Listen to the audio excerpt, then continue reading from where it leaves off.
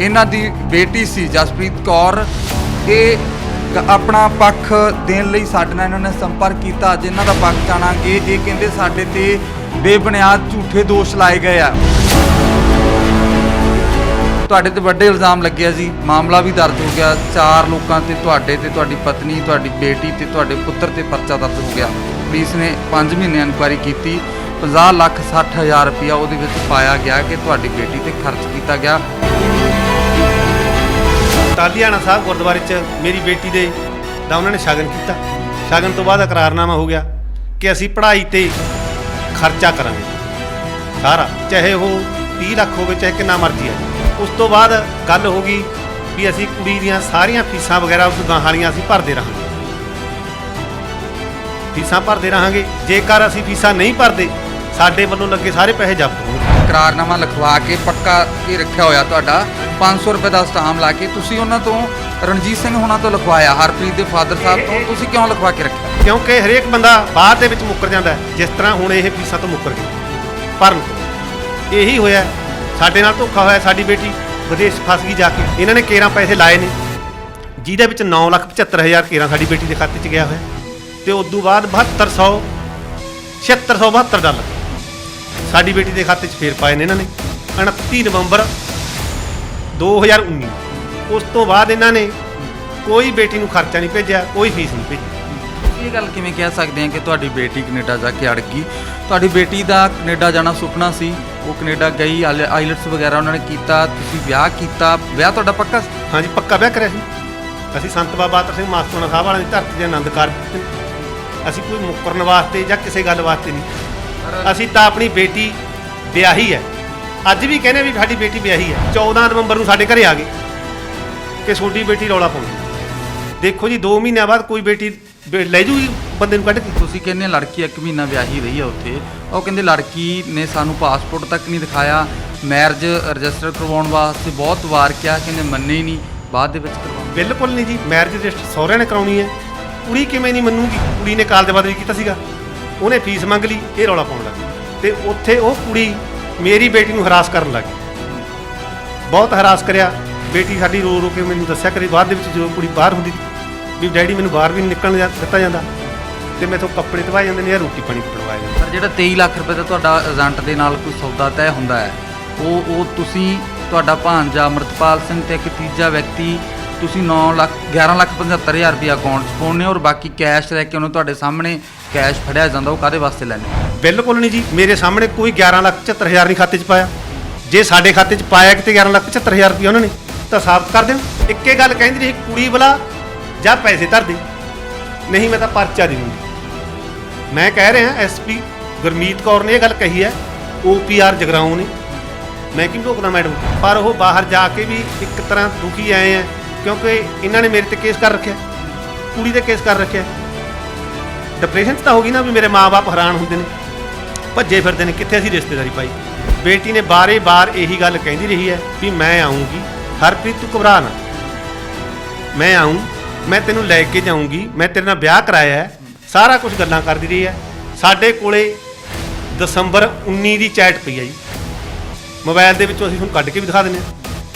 ਤੇ ਮੁੰਡਾ ਕਹਿੰਦਾ ਮੈਂ ਕੈਨੇਡਾ ਨਹੀਂ ਆਉਣਾ, ਮੁੰਡਾ ਮੁੱਕਰਦਾ ਮੈਂ ਕੈਨੇਡਾ ਨਹੀਂ ਆਉਣਾ, ਜਸਪ੍ਰੀਤ ਤੇਰੇ ਪਾਪਾ ਨੂੰ ਕਹੇ ਸਾਡੇ ਪੈਸੇ ਮਿਲ। ਕੁੜੀ ਨੂੰ ਮੈਰਿਜ ਤਾਂ ਇੱਥੇ ਆ ਕੇ ਰਜਿਸਟਰ ਕਰਵਾਉਣੀ ਚਾਹੀਦੀ ਸੀ ਨਾ। ਮੈਂ ਕਹਿੰਦਾ ਅਸੀਂ ਤਾਂ ਹੁਣ ਵੀ ਨਹੀਂ ਮੁੱਕਰਦੇ ਜੀ, ਅਸੀਂ ਤਾਂ ਅੱਜ ਵੀ ਤਿਆਰ ਹਾਂ, ਅੱਜ ਵੀ ਤਿਆਰ ਹਾਂ। ਸਾਡੀ ਕੁੜੀ ਮੈਰਿਜ ਰਜਿਸਟਰ ਕਰਾਉਣ ਨੂੰ ਅੱਜ ਵੀ ਤਿਆਰ ਹੈ। ਸਾਡੇ ਵਿੱਚ ਇਹ ਗੱਲ ਬਿਲਕੁਲ ਹੀ ਨਹੀਂ ਹੈ।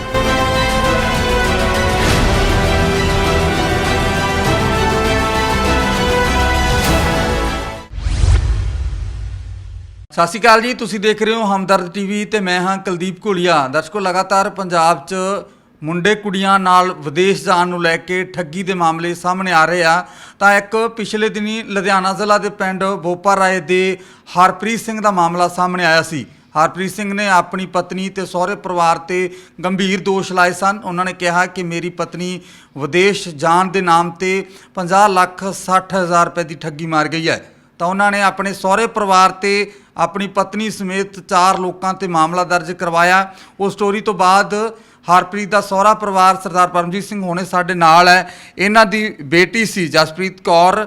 ਇਹ ਆਪਣਾ ਪੱਖ ਦੇਣ ਲਈ ਸਾਡੇ ਨਾਲ ਇਹਨਾਂ ਨੇ ਸੰਪਰਕ ਕੀਤਾ। ਅੱਜ ਇਹਨਾਂ ਦਾ ਪੱਖ ਜਾਣਾਂਗੇ। ਇਹ ਕਹਿੰਦੇ ਸਾਡੇ ਤੇ ਬੇਬੁਨਿਆਦ ਝੂਠੇ ਦੋਸ਼ ਲਾਏ ਗਏ ਆ। ਉਸ ਪਰਿਵਾਰ ਨੇ 50,60,000 ਰੁਪਇਆ ਨਹੀਂ ਲਾਇਆ, ਬਲਕਿ ਫੀਸਾਂ ਅਸੀਂ ਭਰੀਆਂ। ਗੱਲਬਾਤ ਕਰਦੇ ਹਾਂ। ਤੁਹਾਡੇ ਤੇ ਵੱਡੇ ਇਲਜ਼ਾਮ ਲੱਗਿਆ ਜੀ, ਮਾਮਲਾ ਵੀ ਦਰਜ ਹੋ ਗਿਆ। 4 ਲੋਕਾਂ ਤੇ, ਤੁਹਾਡੇ ਤੇ, ਤੁਹਾਡੀ ਪਤਨੀ, ਤੁਹਾਡੀ ਬੇਟੀ ਤੇ ਤੁਹਾਡੇ ਪੁੱਤਰ ਤੇ ਪਰਚਾ ਦਰਜ ਹੋ ਗਿਆ। ਪੁਲਿਸ ਨੇ 5 ਮਹੀਨੇ ਇਨਕੁਆਇਰੀ ਕੀਤੀ। 50,60,000 ਰੁਪਇਆ ਉਹਦੇ ਵਿੱਚ ਪਾਇਆ ਗਿਆ ਕਿ ਤੁਹਾਡੀ ਬੇਟੀ ਤੇ ਖਰਚ ਕੀਤਾ ਗਿਆ। ਬਕਾਇਦਾ ਉਹ ਸਟੇਟਮੈਂਟਾਂ ਦੇ ਰਹੇ ਆ ਔਰ 23 ਲੱਖ ਰੁਪਏ ਕਹਿ ਰਹੇ ਆ। ਜਿੱਥੇ ਤੁਹਾਡੀ ਬੇਟੀ ਵਿਆਹੀ ਸੀ, ਉਹ ਸਹੁਰਾ ਪਰਿਵਾਰ ਕਹਿ ਰਿਹਾ ਕਿ 23 ਲੱਖ ਰੁਪਏ 'ਚ ਤੁਹਾਡਾ ਏਜੰਟ ਦੇ ਨਾਲ ਸੌਦਾ ਹੋਇਆ ਸੀ। ਅਸਲ ਸੱਚਾਈ ਹੈ ਕੀ ਹੈ? ਤੁਸੀਂ ਕੀ ਕਹਿਣਾ ਚਾਹੁੰਦੇ ਹੋ? ਦੇਖੋ ਜੀ, ਸਾਡੇ ਨਾਲ ਉਹਨਾਂ ਦਾ ਇਕਰਾਰਨਾਮਾ ਹੋਇਆ ਸੀਗਾ 22/7/19 ਨੂੰ ਜੀ। ਟਾਹਲੀਆਣਾ ਸਾਹਿਬ ਗੁਰਦੁਆਰੇ 'ਚ ਮੇਰੀ ਬੇਟੀ ਦਾ ਉਹਨਾਂ ਨੇ ਸ਼ਗਨ ਕੀਤਾ। ਸ਼ਗਨ ਤੋਂ ਬਾਅਦ ਇਕਰਾਰਨਾਮਾ ਹੋ ਗਿਆ ਕਿ ਅਸੀਂ ਪੜ੍ਹਾਈ ਤੇ ਖਰਚਾ ਕਰਾਂਗੇ ਸਾਰਾ, ਚਾਹੇ ਉਹ 30 ਲੱਖ ਹੋਵੇ ਚਾਹੇ ਕਿੰਨਾ ਮਰਜ਼ੀ ਆ ਜੀ। ਇਕਰਾਰਨਾਮਾ ਹੋ ਗਿਆ। ਉਸ ਤੋਂ ਬਾਅਦ ਗੱਲ ਹੋ ਗਈ ਵੀ ਅਸੀਂ ਕੁੜੀ ਦੀਆਂ ਸਾਰੀਆਂ ਫੀਸਾਂ ਵਗੈਰਾ ਉਦੋਂ ਗਾਹਾਂ ਵਾਲੀਆਂ ਅਸੀਂ ਭਰਦੇ ਰਹਾਂਗੇ ਜੀ। ਫੀਸਾਂ ਭਰਦੇ ਰਹਾਂਗੇ। ਜੇਕਰ ਅਸੀਂ ਫੀਸਾਂ ਨਹੀਂ ਭਰਦੇ, ਸਾਡੇ ਵੱਲੋਂ ਲੱਗੇ ਸਾਰੇ ਪੈਸੇ ਜ਼ਬਤ ਹੋਣਗੇ ਤੇ ਅਸੀਂ ਕਿਸੇ ਕੋਰਟ ਅਦਾਲਤ 'ਚ ਜਾਣ ਦੇ ਯੋਗ ਨਹੀਂ ਹੋਵਾਂਗੇ। ਉਹ ਇਕਰਾਰਨਾਮਾ ਸਾਡੇ ਸਾਹਮਣੇ, ਤੁਹਾਡੇ ਸਾਹਮਣੇ ਆ ਜੀ, ਆ ਪਿਆ ਜੋ ਵੀ ਹੋਇਆ ਜੀ, ਠੀਕ ਹੈ ਜੀ। ਉਸ ਤੋਂ ਬਾਅਦ ਜਿਹੜਾ ਉਹ ਕਹਿੰਦੇ ਨੇ ਆਪਣਾ ਕੀ ਕਿਹਾ ਸੀਗਾ ਤੁਸੀਂ, ਐਡਾ ਵੱਡਾ ਇਕਰਾਰਨਾਮਾ ਕਿਉਂ ਕੀਤਾ? 60 ਲੱਖ ਰੁਪਏ ਤਾਂ ਲੱਗਦਾ ਹੀ ਨਹੀਂ ਕੈਨੇਡਾ ਜਾਣ ਵਾਸਤੇ, 12-13 ਲੱਖ ਰੁਪਏ ਲੱਗਦਾ। ਤੁਸੀਂ ਐਡਾ ਵੱਡਾ ਇਕਰਾਰਨਾਮਾ ਕਿਵੇਂ ਕਰਵਾ ਲਿਆ? ਮੈਂ ਇਹ ਕੋਈ ਇਕਰਾਰਨਾਮਾ ਨਹੀਂ ਕੀਤਾ।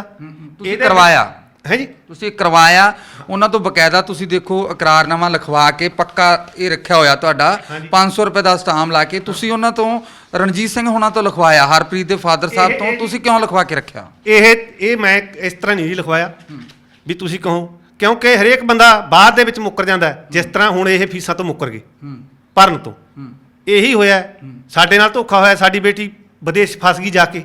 ਇਹਨਾਂ ਨੇ ਕੇਰਾਂ ਪੈਸੇ ਲਾਏ ਨੇ, ਜਿਹਦੇ ਵਿੱਚ 9,75,000 ਕੇਰਾਂ ਸਾਡੀ ਬੇਟੀ ਦੇ ਖਾਤੇ 'ਚ ਗਿਆ ਹੋਇਆ ਤੇ ਉਦੋਂ ਬਾਅਦ 7672 ਡਾਲਰ ਸਾਡੀ ਬੇਟੀ ਦੇ ਖਾਤੇ 'ਚ ਫੇਰ ਪਾਏ ਨੇ ਇਹਨਾਂ ਨੇ 29 ਨਵੰਬਰ 2019 ਨੂੰ।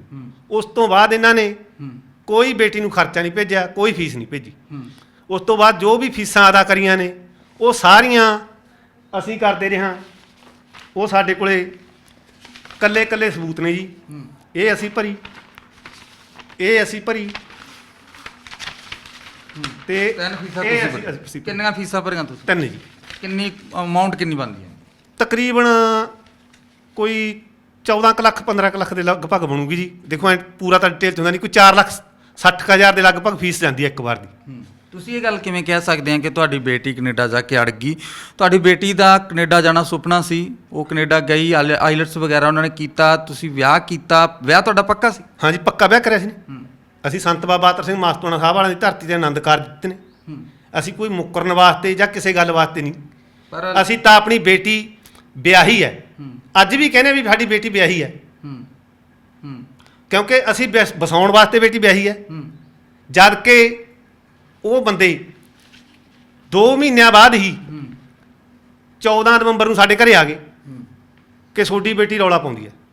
ਦੇਖੋ ਜੀ, 2 ਮਹੀਨਿਆਂ ਬਾਅਦ ਕੋਈ ਬੇਟੀ ਲੈ ਜੂਗੀ ਬੰਦੇ ਨੂੰ ਕੱਢ ਕੇ? ਇਹ ਕੋਈ ਸੱਚਾਈ ਹੈ? ਆਏ, ਰੌਲਾ ਪਾਇਆ, ਫੀਸ ਤੋਂ ਕੁੜੀ ਨੇ ਕਾਲਜ ਬਦਲੀ ਕੀਤਾ ਸੀਗਾ, ਉਹਨੇ ਫੀਸ ਮੰਗ ਲਈ, ਇਹ ਰੌਲਾ ਪਾਉਣ ਲੱਗ ਗਏ। ਉਸ ਤੋਂ ਬਾਅਦ ਸਾਡੇ ਘਰੇ ਆਏ ਉਹਨਾਂ ਦੇ ਫੁੱਫੜ ਨੇ, ਸਰਦਾਰ ਪਰਮਿੰਦਰ ਸਿੰਘ। ਉਹਨਾਂ ਨੂੰ ਮੈਂ ਵੱਖ ਜਾ ਕੇ ਕੋਈ ਗੱਲਬਾਤ ਦੱਸੀ, ਸਮਝਾਈ। ਉਹ ਮੇਰੀ ਗੱਲ ਨਾਲ ਸਹਿਮਤ ਹੋ ਗਏ। ਸਹਿਮਤ ਹੋ ਕੇ ਉਹਨੇ ਜਿਹੜੀ ਮੈਂ 29/11 ਨੂੰ ਕਹਿੰਦਾ ਫੀਸ ਭਰੀ ਹੈ, ਉਹਨੇ ਉਹ ਫੀਸ ਕਾਲਜ ਬਦਲੀ ਵਾਲੀ ਭਰਵਾਈ। ਕੁੜੀ ਨੇ ਸਮੈਸਟਰ ਚਾਲੂ ਕਰ ਲਿਆ ਤੇ ਉਦੋਂ ਬਾਅਦ ਹੀ ਇਹ ਕਹਿੰਦੇ ਵੀ ਅਸੀਂ ਟਿਕਟ ਕਰਾਉਣੀ, ਤੂੰ ਆ। 3 ਮਹੀਨੇ ਬਾਅਦ ਜਦ ਕਿ ਕੁੜੀ ਆ ਨਹੀਂ ਸਕਦੀ, ਕੁੜੀ ਉਰੇ ਆਉਂਦੀ ਤਾਂ ਉਹ ਸਵਾਲਾਂ ਦੇ ਘੇਰੇ 'ਚ ਘੇਰ ਦਿੱਤੀ ਵੀ ਤੂੰ ਕੀ ਕਰਨਾ ਹੀ ਹੈ 3 ਮਹੀਨਿਆਂ ਬਾਅਦ। ਇਹ ਤਾਂ ਹਰੇਕ ਬੰਦੇ ਨੂੰ ਪਤਾ ਵੀ 3 ਮਹੀਨਿਆਂ ਬਾਅਦ ਕੁੜੀ ਆ ਨਹੀਂ ਸਕਦੀ। ਕੁੜੀ ਨੇ ਇਹਨਾਂ ਨੂੰ ਕਹਿਤੀ ਮੈਂ ਸਮੈਸਟਰ ਪੂਰਾ ਕਰ ਲਾਂ, ਮੈਂ ਆ ਕੇ ਮੈਰਿਜ ਕਰਾ ਦੂੰਗੀ, ਮੈਰਿਜ ਰਜਿਸਟਰਡ ਕਰਾਉਣੀ ਹੈ, ਮੈਂ ਕਰਵਾ ਦੂੰਗੀ। ਉਸ ਤੋਂ ਬਾਅਦ ਵੀ ਅਸੀਂ ਹਰ ਵਾਰੀ ਇਹਨਾਂ ਨੂੰ ਵਾਰੀ ਇਹੀ ਗੱਲ ਕਰਦੇ ਰਹੇ ਵੀ ਕੁੜੀ ਆਊਗੀ, ਤੁਸੀਂ ਘਬਰਾਓ ਨਾ, ਅਸੀਂ ਇਹੋ ਜਿਹੇ ਪਰਿਵਾਰ ਨਾਲ ਸੰਬੰਧਿਤ ਨਹੀਂ ਹੈਗੇ ਵੀ ਕਿਸੇ ਤਰ੍ਹਾਂ ਦੀ ਕੋਈ ਮੁੱਕਰ ਜੀ। ਅੱਜ ਵੀ ਅਸੀਂ ਉਹ ਗੱਲ ਤੇ ਖੜੇ ਹਾਂ। ਤਾਂ ਤੁਸੀਂ ਕਹਿੰਦੇ ਲੜਕੀ 1 ਮਹੀਨਾ ਵਿਆਹੀ ਰਹੀ ਆ ਉੱਥੇ, ਤਾਂ ਉਹ ਕਹਿੰਦੇ ਲੜਕੀ ਨੇ ਸਾਨੂੰ ਪਾਸਪੋਰਟ ਤੱਕ ਨਹੀਂ ਦਿਖਾਇਆ, ਮੈਰਿਜ ਰਜਿਸਟਰ ਕਰਵਾਉਣ ਵਾਸਤੇ ਬਹੁਤ ਵਾਰ ਕਿਹਾ, ਕਹਿੰਦੇ ਮੰਨੇ ਹੀ ਨਹੀਂ, ਬਾਅਦ ਦੇ ਵਿੱਚ ਕਰਵਾਵਾਂਗੇ। ਬਿਲਕੁਲ ਨਹੀਂ ਜੀ, ਮੈਰਿਜ ਰਜਿਸਟਰ ਸਹੁਰਿਆਂ ਨੇ ਕਰਾਉਣੀ ਹੈ, ਕੁੜੀ ਕਿਵੇਂ ਨਹੀਂ ਮੰਨੂਗੀ? ਇਹ ਹੋ ਸਕਦਾ ਹੈ ਵੀ ਕੁੜੀ ਨਾ ਮੰਨੇ, ਬਿਲਕੁਲ ਝੂਠ ਬੋਲਦੇ ਨਹੀਂ ਜੇ ਗਲਤ ਗੱਲ ਨੇ। ਮੈਰਿਜ ਮੈਨੂੰ ਨਹੀਂ ਪਤਾ ਉਹਨਾਂ ਨੇ ਕਿਉਂ ਨਹੀਂ ਰਜਿਸਟਰ ਕਰਾਈ, ਮਹੀਨਾ ਰਹੀ ਤੀ। ਅਸੀਂ ਤਾਂ ਸਿਰਫ ਜਾ ਕੇ ਨੰਬਰਦਾਰ ਲੈ ਕੇ ਜਾਣਾ ਸੀ, ਮੈਂ ਤਾਂ ਇੱਕ ਨਾਲ, ਮੈਂ ਤਾਂ ਜਾ ਕੇ ਮੂਹਰੇ ਗਵਾਹੀ ਦੇਣੀ ਸੀ ਮੈਂ ਬੇਟੀ ਵਿਆਹੀ ਹੈ, ਇੰਨੀ ਗੱਲ। ਉਹ ਕਹਿੰਦੇ ਰੌਲਾ ਰੱਪਾ ਤਾਂ ਸਾਡਾ ਉਦੋਂ ਸ਼ੁਰੂ ਹੋਇਆ ਨਾ ਜਦੋਂ ਕੁੜੀ ਸੰਪਰਕ ਤੋੜ ਗਈ, ਗੱਲਬਾਤ ਕਰਨ ਨੂੰ ਹਟ ਗਈ, ਨੰਬਰ ਬਲੌਕ 'ਚ ਪਾਉਣ ਲੱਗ ਗਈ। ਦੇਖੋ ਜੀ, ਇਹ ਗੱਲਾਂ ਸਾਰੀਆਂ ਝੂਠ ਨੇ। ਸਾਡੀ ਬੇਟੀ ਉਰੋਂ ਜਦੋਂ ਗਈ ਹੈ, ਉਹ ਸਰਦਾਰਨੀ ਬਲਜੀਤ ਕੌਰ ਦੀ ਭਤੀਜੀ ਕੋਲੇ ਗਈ ਹੈ। ਉਹਦਾ ਨਾਮ ਵੀ ਕੁੜੀ ਦਾ ਜਸਪ੍ਰੀਤ ਹੈ, ਉਹ ਸੈਨਾ ਭਦੌੜ ਨੂੰ ਬਿਲੋਂਗ ਕਰਦੀ ਹੈ। ਤੇ ਉੱਥੇ ਉਹ ਕੁੜੀ ਮੇਰੀ ਬੇਟੀ ਨੂੰ ਹਰਾਸ ਕਰਨ ਲੱਗ ਗਈ, ਬਹੁਤ ਹਰਾਸ ਕਰਿਆ। ਬੇਟੀ ਸਾਡੀ ਰੋ ਰੋ ਕੇ ਮੈਨੂੰ ਦੱਸਿਆ ਕਰੀ ਬਾਅਦ ਦੇ ਵਿੱਚ, ਜਦੋਂ ਕੁੜੀ ਬਾਹਰ ਹੁੰਦੀ ਸੀ, ਵੀ ਡੈਡੀ ਮੈਨੂੰ ਬਾਹਰ ਵੀ ਨਹੀਂ ਨਿਕਲਣ ਦਿੱਤਾ ਜਾਂਦਾ, ਤੇ ਮੈਥੋਂ ਕੱਪੜੇ ਧਵਾਏ ਜਾਂਦੇ ਨੇ ਜਾਂ ਰੋਟੀ ਪਾਣੀ ਬਣਵਾਇਆ ਜਾਂਦਾ। ਤੇ ਉਹਨੇ ਕਾਲਜ ਬਦਲੀ ਵਾਸਤੇ ਮੈਥੋਂ 20,000 ਰੁਪਇਆ ਲੈ ਲਿਆ, ਵੀ ਜਦ ਕਿ ਮੈਨੂੰ ਆਫਰ ਲੈਟਰ ਲੈ ਕੇ ਨਹੀਂ ਦਿੱਤਾ ਹਜੇ ਤੱਕ। ਉਹਨੇ ਹਰਪ੍ਰੀਤ ਨੂੰ ਕਿਹਾ ਵੀ ਹਰਪ੍ਰੀਤ ਮੇਰੇ ਨਾਲ ਐਂ ਕਰਕੇ ਆਇਆ, ਜਸਪ੍ਰੀਤ ਨੇ ਕਰਿਆ, ਵੀ ਹਜੇ ਮੈਨੂੰ ਆਫਰ ਲੈਟਰ ਲੈ ਕੇ ਨਹੀਂ ਦਿੱਤਾ। ਉਹ ਕਹਿੰਦਾ ਇਹ ਸਾਡੇ ਪੈਸੇ ਤੇ ਸਾਡੀ ਕੁੜੀ ਦੀ ਖਾ ਗਈ ਸੀ। ਇਹ ਗੱਲਾਂ ਹੋਈਆਂ ਨੇ ਸਾਰੀਆਂ।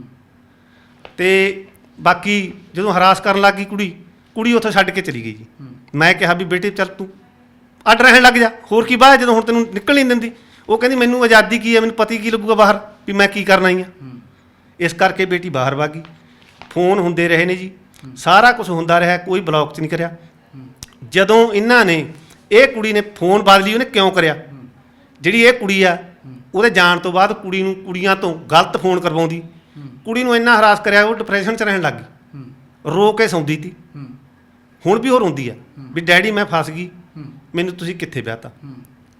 ਵੀ ਜਿਹੜੇ ਬੰਦੇ ਕੁੜੀ ਤਾਂ ਕੈਨੇਡਾ ਬੈਠੀ ਆ, ਜਿਹੜਾ ਉਹ ਪਰਿਵਾਰ ਫਸਿਆ, ਉਹ ਕਹਿੰਦੇ ਸਾਡੀ ਜ਼ਮੀਨ ਵਿਕ ਗਈ ਆ, ਲੋਕਾਂ ਤੋਂ ਕਰਜ਼ ਅਸੀਂ ਚੁੱਕੀ ਫਿਰਦੇ ਆ। ਦੁਬਈ 'ਚ ਮੁੰਡਾ ਕਹਿੰਦਾ ਮੈਂ ਵਧੀਆ ਗੁਜ਼ਾਰਾ ਕਰਦਾ ਸੀ, ਹਰਪ੍ਰੀਤ ਕਹਿੰਦਾ ਮੈਨੂੰ ਕੁੜੀ ਦਿਖਾਏ ਤੋਂ ਬਿਨਾਂ ਰਿਸ਼ਤਾ ਤੈਅ ਕੀਤਾ ਜਾਂਦਾ, ਲਿਖ ਲਿਖਾ ਹੋ ਜਾਂਦਾ, ਫੀਸਾਂ ਭਰੀਆਂ ਜਾਂਦੀਆਂ, ਸਭ ਕੁਝ ਹੁੰਦਾ। ਕਹਿੰਦਾ ਬੈਠਾ ਤਾਂ ਮੈਂ ਆ, ਧੱਕੇ ਇੱਥੇ ਮੈਂ ਖਾ ਰਿਹਾ, ਤੁਹਾਡੀ ਕੁੜੀ ਤਾਂ ਕੈਨੇਡਾ ਦੇ ਵਿੱਚ। ਸਾਡੀ ਕੁੜੀ ਤਾਂ ਕੈਨੇਡਾ ਦੇ ਵਿੱਚ ਹੀ, ਅਸੀਂ ਕਿਹੜਾ ਮੁੱਕ ਰਹੇ ਹਾਂ? ਫੀਸਾਂ ਤਾਂ ਅਸੀਂ ਭਰੀਆਂ। ਉਹ ਗਲਤ ਬੋਲਦੇ ਨੇ। ਆ ਤੁਹਾਡੇ ਸਾਹਮਣੇ ਪੇਪਰ ਦਿਖਾਏ ਨੇ ਮੈਂ, ਵੀ ਫੀਸਾਂ ਕਿਹਨੇ ਭਰੀਆਂ ਨੇ, ਕਿਹਦੇ ਅਕਾਊਂਟ 'ਚੋਂ ਗਈਆਂ ਨੇ। ਜੇ ਉਹਨਾਂ ਨੇ ਸਾਡੇ ਅਕਾਊਂਟ 'ਚ ਪੈਸੇ ਪਾਏ ਨੇ ਫੀਸਾਂ ਵਾਸਤੇ ਤਾਂ ਸ਼ੋਅ ਕਰ ਦੇਣ। ਪਰ ਜਿਹੜਾ 23 ਲੱਖ ਰੁਪਏ ਦਾ ਤੁਹਾਡਾ ਏਜੰਟ ਦੇ ਨਾਲ ਕੋਈ ਸੌਦਾ ਤੈਅ ਹੁੰਦਾ ਹੈ, ਉਹ ਤੁਸੀਂ, ਤੁਹਾਡਾ ਭਾਂਜਾ ਅਮਰਤਪਾਲ ਸਿੰਘ ਤੇ ਇੱਕ ਤੀਜਾ ਵਿਅਕਤੀ, ਤੁਸੀਂ 11,75,000 ਰੁਪਏ ਅਕਾਊਂਟ 'ਚ ਪਾਉਂਦੇ ਹੋ, ਔਰ ਬਾਕੀ ਕੈਸ਼ ਲੈ ਕੇ ਉਹਨੂੰ ਤੁਹਾਡੇ ਸਾਹਮਣੇ ਕੈਸ਼ ਫੜਿਆ ਜਾਂਦਾ, ਉਹ ਕਾਹਦੇ ਵਾਸਤੇ ਲੈਂਦੇ ਹੋ? ਬਿਲਕੁਲ ਨਹੀਂ ਜੀ, ਮੇਰੇ ਸਾਹਮਣੇ ਕੋਈ 11,75,000 ਨਹੀਂ ਖਾਤੇ 'ਚ ਪਾਇਆ। ਜੇ ਸਾਡੇ ਖਾਤੇ 'ਚ ਪਾਇਆ ਕਿਤੇ 11,75,000 ਰੁਪਏ ਉਹਨਾਂ ਨੇ, ਤਾਂ ਸਾਬਤ ਕਰ ਦੇਣ, ਸਾਬਤ ਕਰ ਦੇਣ। 9,75,000 ਤਾਂ ਤੁਸੀਂ ਖੁਦ ਹੀ ਕਹਿ ਰਹੇ ਸੀ। ਹਾਂ 9,75,000 ਪਾਇਆ ਜੀ, ਪਾਇਆ। 9,75,000 ਮੰਨਦਾ, ਤੁਹਾਨੂੰ ਅਗਲੀ ਫੀਸ ਵੀ ਕਿਹਾ ਮੰਨਦੇ ਹਾਂ ਅਸੀਂ, ਇੰਨਾ ਪਾਇਆ। ਟੋਟਲ ਪੈਸੇ ਉਹਨਾਂ ਨੇ ਕਿੰਨੇ ਲਾਏ? ਉਹਨਾਂ ਨੇ ਸਾਡੀ ਬੇਟੀ ਦੇ ਤਕਰੀਬਨ 13.5 ਲੱਖ ਦੇ ਲਗਭਗ ਪਾਇਆ ਹੋਇਆ। ਕੋਈ 10,000 ਇੱਧਰ ਵੀ ਹੋ ਸਕਦਾ, 10 ਇੱਧਰ ਵੀ ਹੋ ਸਕਦਾ। ਪਰ 50,60,000 ਦੀ ਡਿਟੇਲ ਬਣੀ ਆ, ਉਸੇ ਦੇ ਆਧਾਰ ਤੇ ਤੁਹਾਡੇ ਤੇ ਮਾਮਲਾ ਦਰਜ ਹੋਇਆ। ਉਹ ਸਾਰੀ ਝੂਠੀ ਬਣਾਈ ਗਈ ਹੈ ਜੀ। ਅੱਜ ਕੱਲ੍ਹ ਪੈਸੇ ਕੋਈ ਬੰਦਾ ਦੱਸ ਹੀ ਨਹੀਂ ਦਿੰਦਾ ਕਿਸੇ ਨੂੰ, ਚੈੱਕ ਰਾਹੀਂ ਦੇਊਗਾ ਜਾਂ ਖਾਤੇ ਰਾਹੀਂ ਦੇਊਗਾ, ਕਿਉਂਕਿ ਸਾਬਤ ਹੋ ਜਾਣ ਪੈਸੇ। ਬਿਲਕੁਲ ਸਾਬਤ ਕਰਕੇ ਦਿਖਾਉਣ, ਸਾਡੇ 3-4 ਦੇ ਖਾਤੇ 'ਚ ਪਾਏ ਹੋਏ ਪੈਸੇ ਪਾਏ ਨੇ, ਸਾਡੇ ਖਾਤੇ ਸਾਬਤ ਕਰਨ। ਪਰ ਪੁਲਿਸ ਨੇ, ਤੁਸੀਂ ਪਿੰਡ ਦੇ ਇੱਕ ਮੋਹਤਵਾਰ ਵਿਅਕਤੀ ਹੋ, ਜ਼ਿੰਮੇਵਾਰ ਵਿਅਕਤੀ ਹੋ, ਤੁਹਾਨੂੰ ਪੰਚਾਇਤ ਮੈਂਬਰ ਤੁਹਾਡੀ ਪਤਨੀ ਨੂੰ ਚੁਣਿਆ ਗਿਆ ਕਿ ਜ਼ਿੰਮੇਵਾਰ ਵਿਅਕਤੀ ਹੋ, ਪਰ 50,60,000 ਦੀ ਡਿਟੇਲ ਦੇਣ ਤੋਂ ਬਾਅਦ 5 ਮਹੀਨੇ ਇਨਕੁਆਇਰੀ ਹੁੰਦੀ ਹੈ, ਫਿਰ ਹੀ ਤੁਹਾਡੇ ਤੇ ਪਰਚਾ ਦਰਜ ਹੁੰਦਾ ਨਾ। ਇਹ ਸਾਰਾ ਝੂਠਾ ਕਰਿਆ ਗਿਆ ਜੀ। ਮੈਂ ਮੈਡਮ ਨੂੰ ਹਰ ਚੀਜ਼ ਦੇ ਡਾਕੂਮੈਂਟ ਦਿਖਾਉਣ ਦੀ ਕੋਸ਼ਿਸ਼ ਕੀਤੀ, ਮੈਡਮ ਨੇ ਮੈਨੂੰ ਸੁਣਿਆ ਨਹੀਂ। 5 ਮਹੀਨੇ ਇਨਕੁਆਇਰੀ ਚੱਲੀ ਜੀ। ਹਾਂ, ਸਾਨੂੰ 2 ਵਾਰ ਬੁਲਾਇਆ ਗਿਆ ਜੀ। ਪਹਿਲੀ ਵਾਰ ਬੁਲਾਇਆ ਗਿਆ, ਮੈਂ ਮੈਡਮ ਨੂੰ ਦਸਤਾਵੇਜ਼ ਦਿਖਾਉਣ ਦੀ ਕੋਸ਼ਿਸ਼ ਕੀਤੀ, ਵਗਾ ਕੇ ਮਾਰੀ ਮੈਡਮ ਨੇ। ਤੁਹਾਡਾ ਪੱਖ ਨਹੀਂ ਜਾਣਿਆ ਗਿਆ? ਨਹੀਂ, ਬਿਲਕੁਲ ਨਹੀਂ, ਸਾਨੂੰ ਸੁਣਿਆ ਹੀ ਨਹੀਂ ਜੀ। ਇੱਕੇ ਗੱਲ ਕਹਿੰਦੀ ਰਹੀ, ਕੁੜੀ ਬੁਲਾ ਜਾਂ ਪੈਸੇ ਧਰ ਦੇ, ਨਹੀਂ ਮੈਂ ਤਾਂ ਪਰਚਾ ਦੇਵਾਂਗੀ। ਮੈਂ ਕਹਿ ਰਿਹਾ ਐਸਪੀ ਗੁਰਮੀਤ ਕੌਰ ਨੇ ਇਹ ਗੱਲ ਕਹੀ ਹੈ, OPR ਜਗਰਾਉਂ ਨੇ, ਮੈਂ ਕਿਉਂ ਲੋਕਦਾ ਮੈਡਮ ਤੋਂ? ਸਾਹਮਣੇ ਕਹਿੰਦਾ ਸਾਨੂੰ ਸੁਣੀ ਨਹੀਂ। ਤੁਸੀਂ ਕੀ ਕਹਿੰਦੇ ਹੋ, ਜਦੋਂ ਇਹ ਤੁਹਾਡਾ ਰਿਸ਼ਤਾ ਤੈਅ ਹੁੰਦਾ, ਤੁਸੀਂ ਪਰਿਵਾਰ ਨੂੰ ਮਿਲਦੇ ਹੋ, ਜਾਣਦੇ ਪਛਾਣਦੇ ਹੋ, ਘਰ-ਬਾਰ ਦੇਖਦੇ ਹੋ, ਜ਼ਮੀਨ ਜਾਇਦਾਦ ਸਭ ਕੁਝ ਦੇਖਦੇ ਹੋ? ਨਹੀਂ ਜੀ, ਤੁਹਾਨੂੰ ਗੱਲ ਦੱਸ ਦਿਆਂ, ਮੈਨੂੰ ਤਾਂ ਮੇਰੇ ਸਾਲੇ ਦੇ ਮੁੰਡੇ ਤੇ ਭਰੋਸਾ ਸੀਗਾ। ਉਹ ਈਵਾ ਇਮੀਗ੍ਰੇਸ਼ਨ 'ਚ ਕੰਮ ਕਰਦਾ ਸੀ। ਉਹਨੇ ਸਾਨੂੰ ਕਿਹਾ ਫੁੱਫੜ ਜੀ ਸਾਡੇ ਕੋਲੇ ਮੁੰਡਾ ਹੈਗਾ ਜੋ ਕੁੜੀ ਦੀ ਪੜ੍ਹਾਈ ਵਗੈਰਾ ਤੇ ਖਰਚਾ ਕਰ ਦੂਗਾ। ਮੁੰਡਾ ਬਾਹਰ ਹੈ ਦੁਬਈ 'ਚ, ਉਹਦਾ ਫਾਦਰ ਬਿਜਲੀ ਬੋਰਡ 'ਚ ਲੱਗਿਆ ਹੋਇਆ, ਉਹ 4 ਸਿਲੰਡਰ ਲਾਉਣ ਦੀ ਗੁੰਜਾਇਸ਼ ਰੱਖਦੇ ਨੇ। ਤੁਹਾਡਾ ਫਰਜ਼ ਲੈ ਜਾਊਗਾ, ਤੁਸੀਂ ਕੁੜੀ ਵਿਆਹ ਦਿਓ, ਗਾਹਾਂ ਪੜ੍ਹਾਈ ਉਹ ਕਰਾ ਲੈਣਗੇ, ਬਾਹਰ ਤੋਰ ਦੇਣਗੇ। ਮੈਂ ਕਿਹਾ ਵੀ ਵਧੀਆ, ਚਲੋ ਮੇਰਾ ਵਜਨ ਹੌਲਾ ਹੁੰਦਾ ਵੀ ਕੁੜੀ ਨੂੰ ਪੜ੍ਹਾਉਣਗੇ ਲਿਖਾਉਣਗੇ, ਪਰ ਸਾਨੂੰ ਕੀ ਪਤਾ ਸੀ ਵੀ ਬਾਅਦ ਦੇ ਵਿੱਚ ਉਹ ਕੁੜੀ ਤੋਰ ਕੇ ਉਦੋਂ ਬਾਅਦ ਫੀਸਾਂ ਨਹੀਂ ਭਰਨਗੇ। ਤਾਂ ਤੁਸੀਂ ਖੁਦ ਇਨਕੁਆਇਰੀ ਨਹੀਂ ਕਰਦੇ ਇਸ ਗੱਲ ਦੀ ਕਿ ਜਿਹੜਾ ਮੁੰਡਾ ਹਰਪ੍ਰੀਤ ਹੈ ਉਹਦੀ ਏਜ ਕਿੰਨੀ ਆ, ਉਹ ਕਿੱਥੇ ਰਹਿ ਰਿਹਾ, ਉਹਦਾ ਬੈਕਗ੍ਰਾਉਂਡ ਕੀ ਆ, ਉਹਨਾਂ ਦਾ ਕਰੈਕਟਰ ਕੀ ਹੈ, ਪਰਿਵਾਰ ਕਿਸ ਤਰ੍ਹਾਂ, ਪਰਿਵਾਰ ਦਾ ਪਿਛੋਕੜ ਕੀ ਆ, ਜ਼ਮੀਨ ਜਾਇਦਾਦ ਕਿੰਨੀ ਹੈ, ਸਭ ਕੁਝ ਮਾਪੇ ਬੱਚਿਆਂ ਨੂੰ ਵਿਆਹੁਣ ਵਾਸਤੇ, ਖਾਸ ਤੌਰ 'ਤੇ ਧੀਆਂ ਨੂੰ ਵਿਆਹੁਣ ਵਾਸਤੇ ਮਾਪਿਆਂ ਨੂੰ ਵੱਡਾ ਫਿਕਰ ਹੁੰਦਾ, ਘੋਖ ਪੜਤਾਲ ਕਰਦੇ ਆ, ਮਾਪਿਆਂ ਨੂੰ ਨੀਂਦ ਨਹੀਂ ਆਉਂਦੀ, ਤਾਂ ਤੁਸੀਂ ਐਡੀ ਜਲਦੀ ਇਹ ਰਿਸ਼ਤਾ ਕਿਵੇਂ ਕਰ ਦਿੰਦੇ? ਦੇਖੋ ਜੀ, ਅੰਮ੍ਰਿਤਪਾਲ ਸਿੰਘ ਮੇਰੇ ਆਪਦੇ ਬੇਟੇ ਨੂੰ ਵੀ ਮੇਰੇ ਕੋਲ ਵੱਧ ਸੀਗਾ। ਉਹ ਮੇਰੇ ਕੋਲੇ 3 ਸਾਲ ਇੱਥੇ ਗੁਰੂ ਨਾਨਕ ਡੈਂਟਲ ਕਾਲਜ ਦੇ ਵਿੱਚ ਮੈਂ ਉਹਨੂੰ ਸੀਟ ਦਵਾਈ ਸੀਗੀ, ਡੈਂਟਲ ਦਾ ਉਹਦਾ ਕੋਰਸ ਹੈ ਜੀ। ਉਹ ਮੇਰੇ ਕੋਲੇ ਰਹਿੰਦਾ ਸੀ, ਮੇਰੇ ਕੋਲੇ ਪੜ੍ਹਿਆ ਸੀਗਾ, ਨੌਜਵਾਨ ਬਣਿਆ। ਮੈਨੂੰ ਉਹ 'ਤੇ ਰੱਬ ਤੋਂ ਹੀ ਵੱਧ ਭਰੋਸਾ ਸੀਗਾ ਬੰਦੇ 'ਤੇ ਵੀ ਜੋ ਅੰਮ੍ਰਿਤਪਾਲ ਕਰ ਰਿਹਾ ਹੈ ਉਹ ਸਭ ਠੀਕ ਕਰ ਰਿਹਾ ਹੈ। ਅਸੀਂ ਕਿਹਾ ਵੀ ਅੰਮ੍ਰਿਤਪਾਲ ਅਸੀਂ ਕੀ ਦੇਖਣਾ ਹੈ, ਜਦੋਂ ਤੈਂ ਹੀ ਦੇਖ ਲਿਆ ਸਾਰਾ ਕੁਝ, ਮਗਰ ਕੀ ਰਹਿ ਗਿਆ, ਮੈਂ ਵੀ ਉਹੀ ਕੁਝ ਦੇਖੂੰ ਜੋ ਤੈਂ ਦੇਖਿਆ। ਉਹਨੇ ਸਾਨੂੰ ਕਿਹਾ ਵੀ ਫੁੱਲ ਫੁੱਫੜ ਜੀ ਠੀਕ ਹੈ, ਆਪਣੇ ਵਰਗੇ ਬੰਦੇ ਨੇ, ਆਪਣੇ ਵਰਗੀ ਸਭ ਕੁਝ ਹੈ ਉਹਨਾਂ ਕੋਲੇ, ਪੜ੍ਹਾਈ ਉਹ ਕਰਾ ਦੇਣਗੇ, ਚਲੋ ਆਪਣੀ ਕੁੜੀ ਬਾਹਰ ਵਗ ਜੂ, ਉਹਦਾ ਸੁਪਨਾ ਪੂਰਾ ਹੋ ਜੂ। ਚਲੋ ਵੀ ਕੁੜੀ ਦਾ ਸੁਪਨਾ ਪੂਰਾ ਵੀ ਹੋਇਆ, ਗਈ ਬਾਹਰ, ਪਰ ਉਹ ਬਾਹਰ ਜਾ ਕੇ ਵੀ ਇੱਕ ਤਰ੍ਹਾਂ ਦੁਖੀ ਆਏ ਆ, ਕਿਉਂਕਿ ਇਹਨਾਂ ਨੇ ਮੇਰੇ ਤੇ ਕੇਸ ਕਰ ਰੱਖਿਆ, ਕੁੜੀ ਤੇ ਕੇਸ ਕਰ ਰੱਖਿਆ। ਡਿਪਰੈਸ਼ਨ 'ਚ ਤਾਂ ਹੋ ਗਈ ਨਾ ਵੀ ਮੇਰੇ ਮਾਂ-ਬਾਪ ਹੈਰਾਨ ਹੁੰਦੇ ਨੇ, ਭੱਜੇ ਫਿਰਦੇ ਨੇ, ਕਿੱਥੇ ਅਸੀਂ ਰਿਸ਼ਤੇਦਾਰੀ ਪਾਈ ਤੀ। ਬਿਲਕੁਲ, ਤਾਂ ਮੈਂ ਉਸ ਗੱਲ 'ਤੇ ਵੀ ਆਉਣਾ ਹੈ। ਤਾਂ ਅੰਮ੍ਰਿਤਪਾਲ ਹੁਣਾਂ ਨਾਲ ਤੁਹਾਡੀ ਬਾਅਦ ਦੇ ਵਿੱਚ ਗੱਲ ਨਹੀਂ ਹੁੰਦੀ ਕਿ ਭਾਈ ਜਿਸ ਪਰਿਵਾਰ ਦੇ ਨਾਲ ਤੂੰ ਮੇਲ ਜੋਲ ਕਰਵਾਇਆ ਹੈ, ਰਿਸ਼ਤਾ ਬਣਾਇਆ, ਉਹ ਪਰਿਵਾਰ ਹੁਣ ਫੀਸਾਂ ਨਹੀਂ ਭਰ ਰਿਹਾ, ਫਿਰ ਅੰਮ੍ਰਿਤਪਾਲ ਨੇ ਕੀ ਕਿਹਾ ਤੁਹਾਨੂੰ? ਕਿਹੜੀ ਇਹ ਅੰਮ੍ਰਿਤਪਾਲ ਹੋ ਤਾਂ ਗੱਲ ਦੇ ਵਿੱਚੋਂ ਹੀ ਨਿਕਲ ਗਈ ਜੀ ਬਾਅਦ 'ਚ। ਤੁਹਾਨੂੰ ਤਾਂ ਰੱਬ ਜਿੰਨਾ ਭਰੋਸਾ ਸੀ। ਹਾਂ ਹੈਗਾ ਸੀਗਾ ਜੀ, ਪਰ ਸਾਨੂੰ ਕੀ ਪਤਾ ਸੀ ਵੀ ਅੰਮ੍ਰਿਤਪਾਲ ਐਂ ਕਰੂਗਾ ਵੀ ਸਾਡੇ ਤੋਂ ਮੁੱਕਰੀ ਜਾਊ। ਪਹਿਲਾਂ ਤਾਂ ਅੰਮ੍ਰਿਤਪਾਲ ਨੇ ਉਹਨਾਂ ਨੂੰ ਜਾ ਕੇ ਕਿਹਾ, ਉਹਨਾਂ ਬੰਦਿਆਂ ਨੂੰ ਕਹਿੰਦਾ ਜੀ ਤੁਸੀਂ ਉਹਨਾਂ 'ਤੇ ਪਰਚਾ ਕਰਾ ਦਿਓ, ਅਸੀਂ ਤਾਂ ਤੁਹਾਡੇ ਹੱਕ 'ਚ ਗਵਾਹੀ ਦੇਵਾਂਗੇ। ਫਿਰ ਅੰਮ੍ਰਿਤਪਾਲ ਨੇ ਗਵਾਹੀ ਤੁਹਾਡੇ ਖਿਲਾਫ ਦਿੱਤੀ?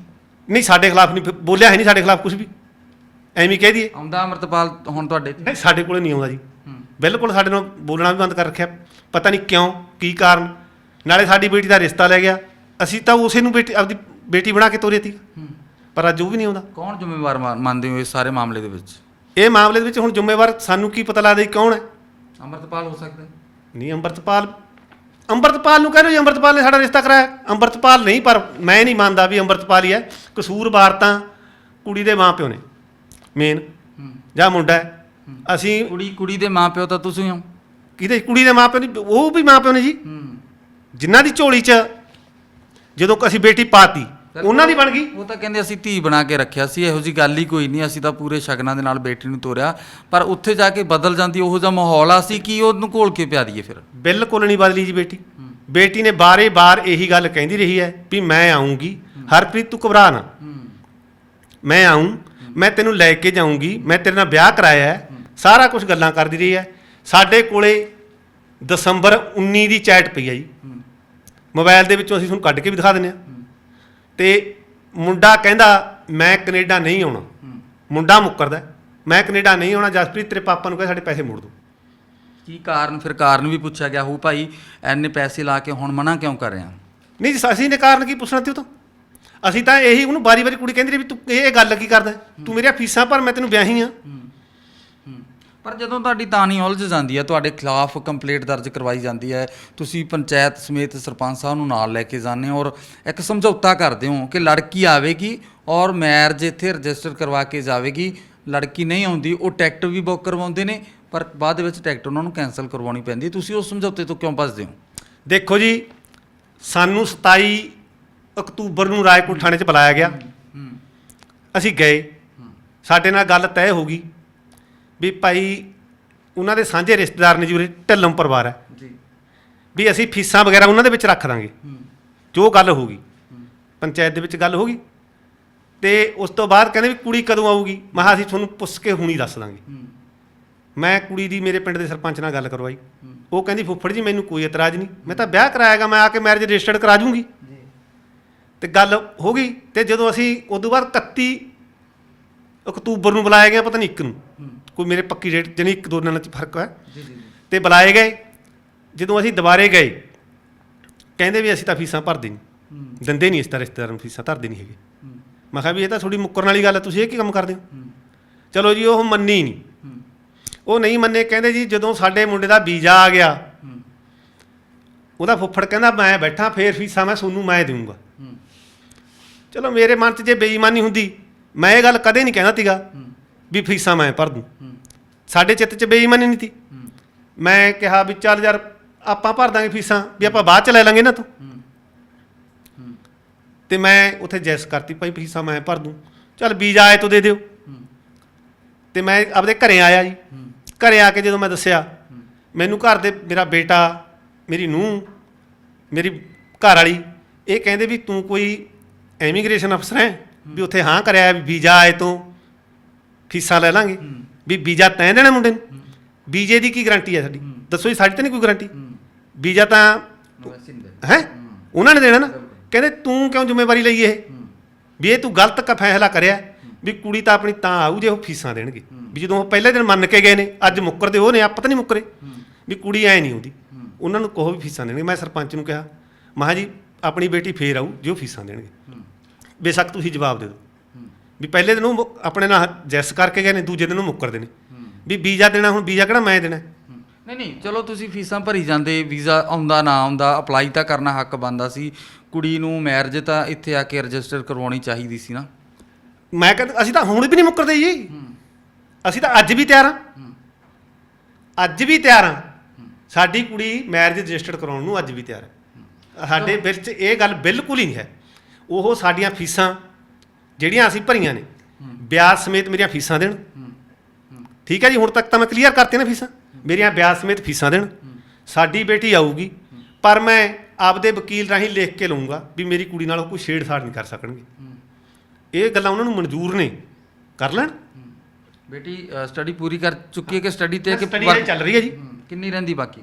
ਬਸ ਆਹੀ ਸਮੈਸਟਰ ਰਹਿੰਦਾ ਜੀ ਉਹਦਾ। ਫੀਸ ਭਰ ਚੁੱਕੇ ਹੋ? ਹਾਂ, ਅਸੀਂ ਫੀਸ ਭਰ ਚੁੱਕੇ ਹਾਂ ਜੀ। ਚਲੋ ਗੱਲਾਂ ਤਾਂ ਆਪਾਂ ਜਿੰਨੀਆਂ ਮਰਜ਼ੀ ਵਧਾ ਲਈਏ, ਗੱਲਾਂ 'ਚ ਬਹੁਤਾ ਕੋਈ ਫਾਇਦਾ ਨਹੀਂ। ਮੈਨੂੰ ਇਹ ਦੱਸੋ, ਇਸ ਮਸਲੇ ਦਾ ਆਖਰ ਹੱਲ ਕੀ ਹੈ? ਤੁਹਾਨੂੰ ਨਹੀਂ ਲੱਗਦਾ ਕਿ ਤੁਹਾਨੂੰ ਵੱਡੀਆਂ ਮੁਸੀਬਤਾਂ ਦਾ ਸਾਹਮਣਾ ਕਰਨਾ ਪੈ ਸਕਦਾ ਹੈ? ਇਹ ਨਹੀਂ ਆ ਕਿ ਇਕੱਲੀ ਬੇਟੀ ਤੁਹਾਡੀ ਕੈਨੇਡਾ ਚਲੀ ਗਈ, ਉਹ PR ਹੋ ਜੂ, ਉੱਥੇ ਸਿਟੀਜ਼ਨ ਹੋ ਜੂ, ਤੁਸੀਂ ਬੈਕ 'ਤੇ ਚਲੇ ਜਾਓਗੇ, ਤੁਹਾਡੇ 'ਤੇ ਮਾਮਲਾ ਦਰਜ ਹੋ ਗਿਆ, ਬੇਟੀ 'ਤੇ ਮਾਮਲਾ ਦਰਜ ਹੋ ਗਿਆ। ਬੇਟੀ ਨੂੰ PR ਲੈਣ ਵਾਸਤੇ ਇੱਥੋਂ PCC ਕਲੀਅਰ ਚਾਹੀਦੀ ਆ, ਇੱਥੋਂ ਜਿਹੜੀ ਪੁਲਿਸ ਰਿਪੋਰਟ ਕਲੀਅਰ ਫਿਰ ਕਿਵੇਂ ਲਊਗੀ? ਦੇਖੋ ਜੀ, ਸਾਨੂੰ ਤਾਂ ਜਿਵੇਂ ਹੁਣ ਉਹਨਾਂ ਨੇ ਕੇਸ ਕਰਤਾ, ਸਾਨੂੰ ਤਾਂ ਮਾਨਯੋਗ ਕੋਰਟ ਤੇ ਪੂਰਾ ਭਰੋਸਾ ਹੈ ਵੀ ਜਿਹੜਾ ਪਰਚਾ ਹੈ ਇਹ ਝੂਠਾ ਹੋਇਆ, ਉਹ ਸਾਡੇ ਹੱਕ 'ਚ ਹੋਊਗਾ। ਹੱਕ 'ਚ ਹੋਊਗਾ ਜੀ, ਕੁੜੀ ਨੂੰ ਆਪੇ ਹੀ ਇਨਸਾਫ ਮਿਲ ਜਾਣਾ। ਪਰ ਅਸੀਂ ਫੇਰ ਵੀ ਕਹਿੰਦੇ ਹਾਂ ਵੀ ਉਹ ਸਾਡੀਆਂ ਫੀਸਾਂ ਦੇਣ ਵਿਆਜ ਸਮੇਤ, ਕਿਉਂਕਿ ਅਸੀਂ ਨੇ ਵੀ ਵਿਆਜ ਤੇ ਚੱਕ ਕੇ ਪੈਸੇ ਦਿੱਤੇ ਨੇ। ਉਹ ਕਹਿੰਦੇ ਨੇ ਮੈਂ ਜ਼ਮੀਨ ਵੇਚੀ ਹੈ, ਮੈਂ ਤੁਹਾਨੂੰ ਰਜਿਸਟਰੀ ਦਿਖਾ ਦਿੰਦਾ, ਮੈਂ 2 ਕਿੱਲੇ ਵੇਚਿਆ, ਮੈਂ ਤਾਂ ਫੀਸਾਂ ਪੂਰੀਆਂ ਕਰੀਆਂ ਨੇ। ਮੈਂ ਲੋਕਾਂ ਤੋਂ ਸਾਹਮਣੇ ਘਰ ਆਈ ਮੇਰੇ, ਮੈਂ ਬਿਲਕੁਲ ਅੜੇ ਹੋਏ ਨੇ ਰੋਕ ਕੇ ਇੱਕ ਦਿਨ ਫੀਸ ਭਰੀ। ਕੁੜੀ ਦੀ ਡੇਟ ਤੇ 27 ਤਰੀਕ ਨੂੰ ਫੀਸ ਭਰੀ, ਜਨਵਰੀ ਨੂੰ। 27 ਜਨਵਰੀ ਨੂੰ ਪੈਸੇ ਮਸਾਂ ਫੜ ਕੇ ਭਰੇ ਮੈਂ 5 ਲੱਖ ਰੁਪਏ। ਇੱਕ ਪਾਸੇ ਤੁਸੀਂ ਕਹਿ ਰਹੇ ਹੋ ਕਿ ਉਹ ਫੀਸਾਂ ਉਹ ਭਰ ਦੇਣ, ਸਮੇਤ ਵਿਆਜ ਭਰ ਦੇਣ, ਦੁਬਾਰਾ ਤੋਂ ਫਿਰ ਉਸ ਰਿਸ਼ਤੇ ਨੂੰ ਅਸੀਂ ਕਾਇਮ ਰੱਖਣ ਨੂੰ ਤਿਆਰ ਹਾਂ। ਦੂਜੇ ਪਾਸੇ ਕਹਿੰਦੇ ਆ ਕਿ ਸਾਡੀ ਬੇਟੀ ਨਾਲ ਕੋਈ ਛੇੜਛਾੜ ਨਹੀਂ ਹੋਣੀ ਚਾਹੀਦੀ। ਹਾਂ, ਇਹ ਗੱਲ ਹੈ ਜੀ, ਅਸੀਂ ਬੇਟਾ ਜਾਣ ਨੂੰ ਤਿਆਰ ਹਾਂ, ਪਰ ਉਹਨਾਂ ਨੇ ਰਿਸ਼ਤੇਦਾਰੀ ਨਿਭਾਉਣ ਵਾਲੀ ਗੱਲ ਤਾਂ ਨਹੀਂ ਕੋਈ ਰੱਖੀ। ਜਦੋਂ ਸਾਡੇ ਤੇ ਪਰਚਾ ਹੀ ਦਰਜ ਕਰਾਤਾ, ਸਾਨੂੰ ਪੁਲਿਸ 'ਚ ਹੀ ਘੜੀਸ ਲਿਆ। ਦੇਖੋ ਰਿਸ਼ਤੇਦਾਰੀ ਵਾਲੀ ਗੱਲ ਉਹਨਾਂ ਨੇ ਕੀ ਨਿਭਾਈ ਸਾਡੇ ਨਾਲ। ਵੱਡੇ ਵੱਡੇ ਮਾਮਲੇ ਸੁਲਝ ਜਾਂਦੇ ਬੈਠ ਕੇ, ਵੱਡੇ ਕਤਲ ਦੇ ਮਾਮਲੇ ਵੀ ਸੁਲਝ ਜਾਂਦੇ ਹੁੰਦੇ ਬੈਠ ਕੇ। ਕਾਤਲ ਤੇ ਸੁਲਝ ਜਾਂਦੇ ਨੇ ਜੀ, ਸਾਰਾ ਕੁਝ ਹੋ ਜਾਂਦਾ ਹੈ। ਪਰ ਜੋ ਸਾਨੂੰ ਸੋਸ਼ਲ ਮੀਡੀਆ ਤੇ ਘੜੀਸਿਆ ਗਿਆ, ਸਾਡੀ ਦੁਨੀਆ ਪੱਧਰ ਤੇ ਬੇਇੱਜ਼ਤੀ ਕਰਤੀ, ਮੇਰੀ ਬੇਟੀ ਦੀ ਬੇਇੱਜ਼ਤੀ ਕਰਤੀ, ਮੇਰੀ ਕਰਤੀ, ਸਾਡੀ ਵੀ ਕੋਈ ਇੱਜ਼ਤ ਹੈ। ਉਹਨਾਂ ਨੇ ਇੰਨਾ ਝੂਠ ਤੂਫਾਨ ਬੋਲਿਆ। ਦੇਖੋ ਇਹ ਕੀ ਗੱਲ ਬਣਦੀ ਹੈ, ਕਿੱਡੀ ਮਾੜੀ ਗੱਲ ਹੈ। ਇਹ ਗੱਲ ਪਿੱਛੇ ਸਾਰਾ ਮਾਸਟਰਮਾਈਂਡ ਇਹਨਾਂ ਦਾ ਫੁੱਫੜ ਹੈ, ਜੋ ਉਹਨਾਂ ਨੂੰ ਗਲਤ ਮਲਤ ਸਿਖਾ ਕੇ ਇਹ ਕੰਮ ਕਰਵਾ ਰਿਹਾ। ਅੱਜ ਮਾਸਟਰਮਾਈਂਡ ਤੁਹਾਨੂੰ ਲੱਗ ਰਿਹਾ, ਉਸ ਦਿਨ ਫੁੱਫੜ ਤੁਹਾਨੂੰ ਬੜਾ ਚੰਗਾ ਲੱਗਦਾ ਸੀ ਜਿਸ ਦਿਨ ਫੀਸ ਭਰਵਾ ਰਿਹਾ ਸੀ। ਹਾਂ, ਫੀਸ ਭਰਵਾ ਦੀ ਮੈਂ ਕਿਹਾ ਨਾ ਪਹਿਲਾਂ ਵੀ ਉਹਨੇ ਉਸ ਦਿਨ ਸਾਡੇ ਪੱਖ 'ਚ ਗੱਲ ਕਰੀ, ਕਹਿੰਦਾ ਮੈਂ ਕਰਾਊਂਗਾ। ਉਦੋਂ ਬਾਅਦ ਉਹ ਉਹਨਾਂ ਨੂੰ ਪੁੱਠਾ ਸਿਖਾਉਣ ਲੱਗ ਗਿਆ। ਉਹੀ ਠੀਕ, ਬਹੁਤ ਬਹੁਤ ਮਿਹਰਬਾਨੀ, ਧੰਨਵਾਦ। ਤਾਂ ਇਹ ਸੀ ਜਸਪ੍ਰੀਤ ਦੇ ਪਿਤਾ ਪਰਮਜੀਤ ਸਿੰਘ, ਜੋ ਕਿ ਗੱਲਬਾਤ ਕਰਦੇ ਸੀ ਕਿ ਹਰਪ੍ਰੀਤ ਸਿੰਘ ਦੇ ਪਰਿਵਾਰ ਨੇ ਜੋ ਸਾਡੇ ਨਾਲ ਇਕਰਾਰਨਾਮਾ ਕੀਤਾ ਸੀ ਕਿ ਲੜਕੀ ਦੀਆਂ ਸਾਰੀਆਂ ਫੀਸਾਂ ਭਰੀਆਂ ਜਾਣਗੀਆਂ, ਉਹ ਫੀਸਾਂ ਉਸ ਪਰਿਵਾਰ ਨੇ ਨਹੀਂ ਭਰੀਆਂ। ਅਸੀਂ 2 ਏਕੜ ਜ਼ਮੀਨ ਵੇਚ ਕੇ ਆਪਣੀ ਬੇਟੀ ਦੀਆਂ ਫੀਸਾਂ ਭਰੀਆਂ। ਇਹ ਕਹਿੰਦੇ ਬੇਸ਼ੱਕ ਸਾਡੀ ਬੇਟੀ ਕੈਨੇਡਾ ਚਲੀ ਗਈ ਹੈ, ਪਰ ਅੱਜ ਵੀ ਉਹ ਡਿਪਰੈਸ਼ਨ ਦੇ ਵਿੱਚ ਆ, ਮੁਸ਼ਕਲਾਂ ਦੇ ਵਿੱਚ ਹੈ, ਕਿਉਂਕਿ ਜੋ ਪਰਿਵਾਰਕ ਤੌਰ 'ਤੇ ਰਿਸ਼ਤਾ ਹਰਪ੍ਰੀਤ ਸਿੰਘ ਦੇ ਨਾਲ ਬਣਾਇਆ ਗਿਆ ਸੀ ਉਹ ਪੂਰਾ ਨਹੀਂ ਨਿਭਿਆ। ਦੂਜੇ ਪਾਸੇ ਪਰਿਵਾਰ ਇਸ ਪਰਿਵਾਰ ਤੇ ਵੱਡੇ ਗੰਭੀਰ ਆਰੋਪ ਲਾ ਰਿਹਾ ਹੈ ਕਿ 50,60,000 ਰੁਪਏ ਦੀ ਸਾਡੇ ਨਾਲ ਠੱਗੀ ਵੱਜੀ ਹੈ। ਅਸੀਂ ਭਵਿੱਖ 'ਚ ਪ੍ਰਮਾਤਮਾ ਅੱਗੇ ਅਰਦਾਸ ਬੇਨਤੀ ਕਰਦੇ ਹਾਂ ਕਿ ਪਰਿਵਾਰਾਂ ਦੇ ਵਿੱਚ ਜੋ ਰਿਸ਼ਤੇ ਬਣ ਜਾਂਦੇ ਨੇ ਉਹ ਇਸ ਤਰ੍ਹਾਂ ਨਹੀਂ ਖਰਾਬ ਹੋਣੇ ਚਾਹੀਦੇ, ਇਸ ਤਰ੍ਹਾਂ ਝਮੇਲੇ ਨਹੀਂ ਪੈਣੇ ਚਾਹੀਦੇ, ਇਸ ਤਰ੍ਹਾਂ ਕਲੇਸ਼ ਨਹੀਂ ਪੈਣੇ ਚਾਹੀਦੇ। ਪ੍ਰਮਾਤਮਾ ਉਹਨਾਂ ਰਿਸ਼ਤਿਆਂ ਨੂੰ ਸਿਰੇ ਚੜਾਵੇ ਔਰ ਰਹਿੰਦੇ ਸਾਹਾਂ ਤੱਕ ਨਿਭਾਵੇ। ਸੋ ਦਰਸ਼ਕੋ, ਇਸ ਤੋਂ ਇਲਾਵਾ ਜੇਕਰ ਤੁਹਾਡੇ ਧਿਆਨ 'ਚ ਕੋਈ ਅਜਿਹਾ ਮਸਲਾ ਹੁੰਦਾ ਹੈ ਜਿਸ ਨੂੰ ਅਸੀਂ ਜਨਤਕ ਕਰ ਸਕਦੇ ਹਾਂ ਜਾਂ ਉਸ ਮਸਲੇ ਨੂੰ ਹੱਲ ਵੱਲ ਜਾ ਸਕਦੇ ਹਾਂ, ਜਾਂ ਹੈ ਤੁਹਾਡੇ 'ਚ ਕੁਝ ਵੱਖਰਾ ਕਰ ਦਿਖਾਉਣ ਦਾ ਜਜ਼ਬਾ, ਜਾਂ ਹੈ ਤੁਹਾਡੇ 'ਚ ਕੋਈ ਟੈਲੈਂਟ, ਤਾਂ ਤੁਸੀਂ ਸਾਡੇ ਨਾਲ ਸੰਪਰਕ ਜ਼ਰੂਰ ਕਰੋ। ਸਾਡੇ ਨਾਲ ਸੰਪਰਕ ਕਰਨ ਲਈ ਸਾਡਾ ਨੰਬਰ ਨੋਟ ਕਰੋ 97802057। ਇੱਕ ਵਾਰ ਫਿਰ ਨੰਬਰ ਨੋਟ ਕਰੋ 97802057। ਸੋ ਦਰਸ਼ਕੋ, ਅੱਜ ਲਈ ਬਸ ਇੰਨਾ ਹੀ। ਮੈਨੂੰ ਤੇ ਮੇਰੇ ਸਹਿਯੋਗੀ ਸਵਰਨਜੀਤ ਸਿੰਘ ਘੋਲੀਆ ਨੂੰ ਦਿਓ ਇਜਾਜ਼ਤ। ਤੁਸੀਂ ਦੇਖਦੇ ਰਹੋ ਹਮਦਰਦ ਟੀਵੀ। ਧੰਨਵਾਦ।